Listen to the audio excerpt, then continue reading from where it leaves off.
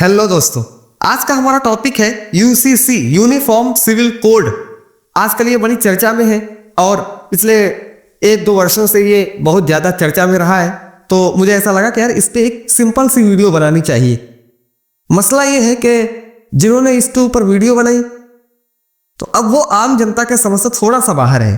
तो मैं कोशिश करूंगा कि ये वीडियो जितना कि उन बच्चों को समझ में आए जो पॉलिटी का अच्छा ज्ञान रखते हैं या साइंस अच्छा समझते हैं, ऐसे ही उन नागरिकों को भी समझ में आए जिनको पॉलिटी से या करंट अफेयर से दूर दूर तक कोई नाता नहीं। तो आज का हमारा टॉपिक है यूसीसी यूनिफॉर्म सिविल कोड। अब पहले इसके परिचय के बारे में जान लेते हैं कि आखिर यह है क्या और हमें यह क्या बताता है। तो यूसीसी मतलब यूनिफॉर्म सिविल कोड, यानी कि समान नागरिक संहिता। इसका जो मतलब है, देश के सभी नागरिकों के लिए एक समान नागरिक कानून लागू होना, चाहे वो किसी भी धर्म, जाति, लिंग या क्षेत्र के हो। अभी तक बेसिकली क्या होता है कि अगर कोई आप अपराध करते हैं तो बगैर आप किसी जाति, धर्म देखे आपके ऊपर वो बराबर की कार्रवाई प्रशासन या शासन या न्यायपालिका करती। मतलब आप इस पे डिपेंड नहीं है कि आप किस मजहब के हैं, किस जाति के हैं। लेकिन जब आप कई मुद्दे ऐसे आ जाते हैं जैसे शादी का मामला हो गया या तलाक का मामला हो गया या गोद लेने का मामला हो गया या संपत्ति का कोई मामला हो गया, उसके बंटवारे का कोई मामला हो गया या उत्तराधिकार घोषित करने का मामला होगा, तो उस समय आप अपने पर्सनल लॉस की तरफ जाते हैं। अब इसके लिए सरकार ने, ब्रिटिशर्स ने, जो ब्रिटिश काल में इसके लिए पर्सनल लॉज बनाए थे, जैसे हिंदू पर्सनल लॉ हो गया, हिंदू मैरिज एक्ट हो गया। अब यहां पर जाति धर्म के आधार पर कानून है। मेरी बात समझने की कोशिश कीजिए कि अपराध के मामले में कोई जाति धर्म नहीं, या कोई और, जैसे किसी के गाड़ी का चालान कट गया तो उसके ऊपर बराबर का कानून लागू होगा। लेकिन अगर आप मुस्लिम हैं तो आपके ऊपर तलाक के कानून अलग लागू होंगे जो आपके मुस्लिम पर्सनल लॉ में बताए गए हैं। आपके ऊपर शादी का कानून अलग है। अगर कोई हिंदू है या सिख है या ईसाई है तो उनके अपने अपने कानून अलग है। तो वही ये बताया जा रहा है कि अभी भारत में विवाह, तलाक, गोद लेना, उत्तराधिकारी और संपत्ति से जुड़े कानून धर्म के अनुसार अलग अलग है। तो अब ये धर्म से जुड़े मामले होते हैं तो इनके जो अधिकार हैं वो भारत में अलग अलग है। अब डिपेंड करता है कि आप किस जाति के हैं। इस जाति के आधार पर हम लोगों में ये फैसला, ये डिसीजन होता है कि भाई तलाक कैसे होनी चाहिए या शादी कैसे होनी चाहिए। सबके अलग अलग पर्सनल लॉज है। ईसाइयों का अलग है, हिंदुओं का अलग है, मुस्लिम्स का अलग है। तो ये धर्म के आधार पर कुछ पर्सनल लॉज बनाए गए। अब जो हमारा यूसीसी है, यूनिफॉर्म सिविल कोड, वो बात करता है समान नागरिक संहिता की। मतलब यार वो सिंपल सी एक बात ये कहना चाह रहा है कि जब आप हर कानून अपने लिए बराबर देखते हो, सबके लिए संविधान एक है, देश एक है, तो यूसीसी का जो मकसद है वो ये है कि जब देश एक है तो एक कानून भी होना चाहिए।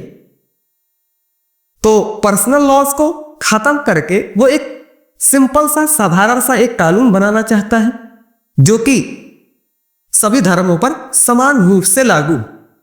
तो यूसीसी, बिल्कुल छोटी सी बात आप इस तरह से भी समझ सकते हैं कि जब सबके अपने अपने पर्सनल लॉज है तो उन पर्सनल लॉज को हटा करके आप एक ऐसा कानून बना दो जो सबके लिए बराबर हो जाए। तो ऐसे कानून को बोला जाता है यूसीसी, यूनिफॉर्म सिविल कोड, या भारतीय समान नागरिक संहिता। तो जैसा कि यहां पे दिया है, लेकिन यूसीसी कहता है कि इन सबकी जगह एक कॉमन कानून होना चाहिए जो समान रूप से सभी धर्मों पर लागू हो।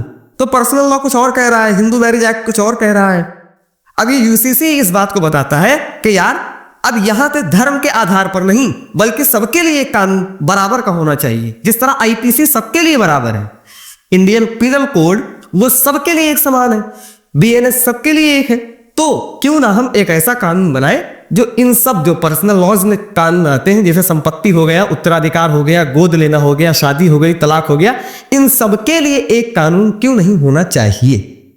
तो इन सब के लिए भी एक कानून होना चाहिए। अब जान लेते हैं इसके इतिहास के बारे में। इसकी जो पहले संवैधानिक स्थिति है वो हम जान लेते हैं। क्या संविधान में भी ऐसा करने को बताया गया है या इससे रिलेटेड कोई आर्टिकल संविधान में है क्या? तो बिल्कुल है। आर्टिकल 44 जो राज्य के नीति निर्देशक तत्व में इसका उल्लेख है। तो जो राज्य के नीति निर्देशक तत्व है, संविधान के अंदर एक पार्ट है राज्य के नीति निर्देशक तत्व, डीपीएसपी। तो डीपीएसपी के अंदर आर्टिकल 44 है। आर्टिकल 44 इसका उल्लेख करता है। वो क्या कहता है? वो ये कहता है कि राज्य भारत के समस्त क्षेत्र में नागरिकों के लिए समान नागरिक संहिता प्राप्त करेगा, लेकिन ये अनिवार्य नहीं है बल्कि राज्य का एक लक्ष्य है। तो आर्टिकल 44 ये कहता है कि राज्य ऐसी कोशिश करेगा, ऐसा प्रयास करेगा कि अपने पूरे देश में हम समान नागरिक संहिता का कानून लागू करें, लेकिन ऐसा अनिवार्य नहीं किया गया है, बल्कि ये राज्यों का खुद का लक्ष्य होना चाहिए, ऐसा संविधान में दिया गया है। लक्ष्य होना चाहिए मतलब इस पर न्यायपालिका कोई हस्तक्षेप नहीं कर सकती। इस पर सिर्फ और सिर्फ कानून राज्य ही बना सकता है। अब इसके इतिहास के बारे में जानते कि आखिर ये उठा कहां से। हुआ कुछ यूं था कि जो यहां पे लिखा हुआ है आप पढ़ सकते हैं, लेकिन मैं आपको सिंपल से समझाने की कोशिश करता हूं कि ब्रिटिश के काल में भारत के धर्म के आधार पर अलग अलग प्रस्ताव चलते थे। आजादी के बाद जब संविधान बन रहा था तब बी आर अम्बेडकर ने इसका समर्थन किया, लेकिन कुछ मुस्लिम प्रतिनिधियों ने कहा कि ये उनकी धार्मिक आजादी आर्टिकल 25 का उल्लंघन किया, तो इसे डीपीएसपी में डाल दिया गया। यहां पे जो भी लिखा हुआ इसका मतलब सिंपल सा ये है कि इसका जो इतिहास है, तो ब्रिटिश काल में होता यह था कि सबके पर्सनल लॉ अलग अलग बटे हुए थे, लेकिन जब हमारा भारत आजाद हुआ तो हमारी जब संविधान सभा का गठन हुआ तो उसमें इस बात को रखा गया कि भाई क्या यूसीसी हमें लागू करना चाहिए या नहीं। तो doctor B are Ambedkar ji ने इसका पूरा समर्थन किया कि भाई इसको लागू होना चाहिए और ये जरूरी है देश के लिए।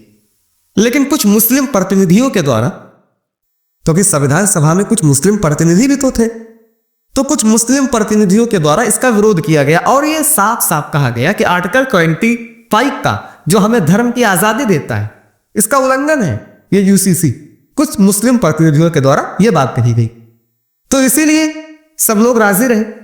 तो इसके लिए इसको डीपीएसपी में डाल दिया गया, राज्य के नीति निर्देशक तत्व, यानी कि अब यह राज्यों का लक्ष्य होना चाहिए कि भाई अगर वो चाहे तो इसके ऊपर कानून बनाए, अन्यथा नहीं। न्यायपालिका इस पर कोई हस्तक्षेप नहीं कर सकती, वही यहां पे लिखा हुआ है। तो अब जान लेते हैं कि यूसीसी का उद्देश्य क्या है, आखिर इसका मकसद क्या है, जरूरत क्यों पड़ी इसको लाने की। तो पहला जो उद्देश्य है वो है समानता, इक्वालिटी। तो ये समानता क्या है? सब नागरिकों को समान कानून मिलेगा। आर्टिकल 44 समानता का अधिकार को बल मिलेगा। तो संविधान का आर्टिकल 14 ये बात कहता है कि भाई सभी नागरिकों के लिए समान अधिकार है। तो मतलब समानता का अधिकार की बात करता है आर्टिकल 14।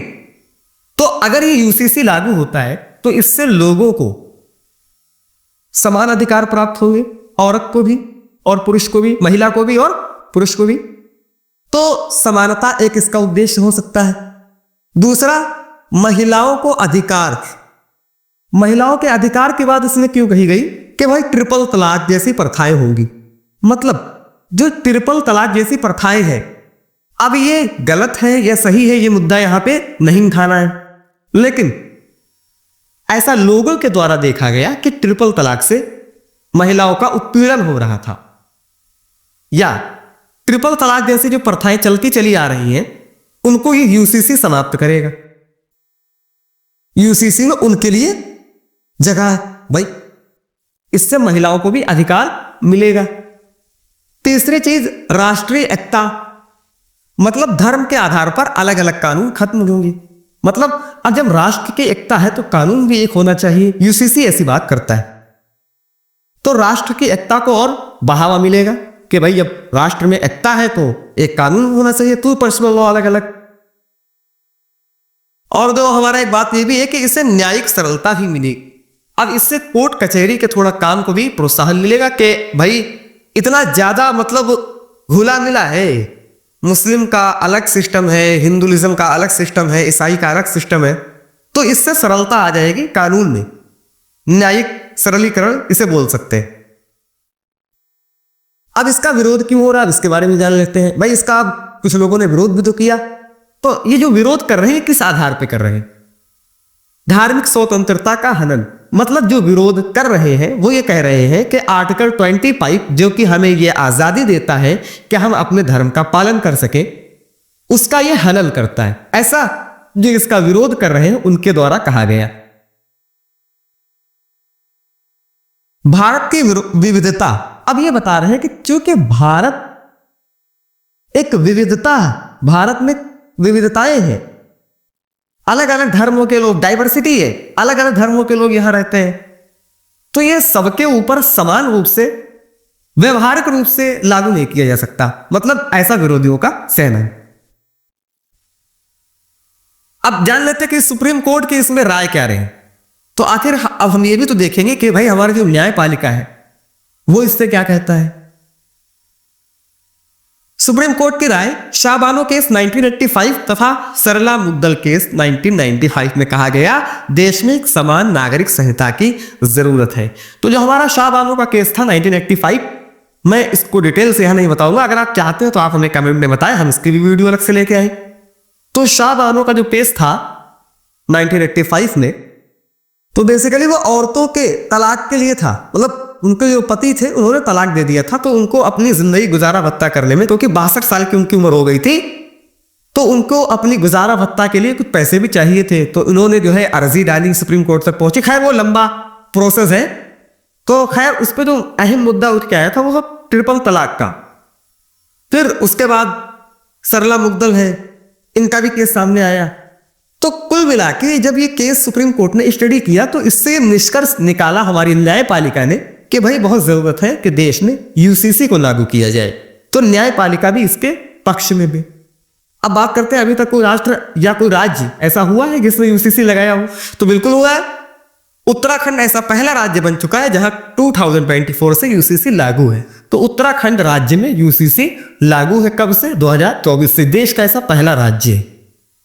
लेकिन अब कुछ लोग ये भी कहते हैं यार गोवा में को पहले से ही है, लेकिन गोवा में जो है वो पुर्तगालियों के द्वारा लाया गया, गोवा सिविल कोड है, ये पूरा यूसीसी की तरह ही है, लेकिन यूसीसी नहीं है, तो इसमें कंफ्यूज नहीं होना है। तो अगर कभी क्वेश्चन ये पूछा जाए कि ऐसा कौन सा राज्य है जहां सबसे पहले यूसीसी लागू किया गया, तो वो उत्तराखंड है, ना कि गोवा, क्योंकि गोवा में पुर्तगालियों के समय है, 1867 से ये लागू है, पहले से है। तो ये गोवा सिविल कोड पुर्तगालियों ने गोवा में लगाया था। तो ये यूसीसी की तरह झलक देता है, यूसीसी की तरह ही है, लेकिन पूरा यूसीसी नहीं है। तो उम्मीद करता हूं कि आपको ये पूरा टॉपिक अच्छे से समझ में आया होगा। आप इस वीडियो को लाइक कीजिए और लोगों तक भी इसको शेयर कीजिए। धन्यवाद।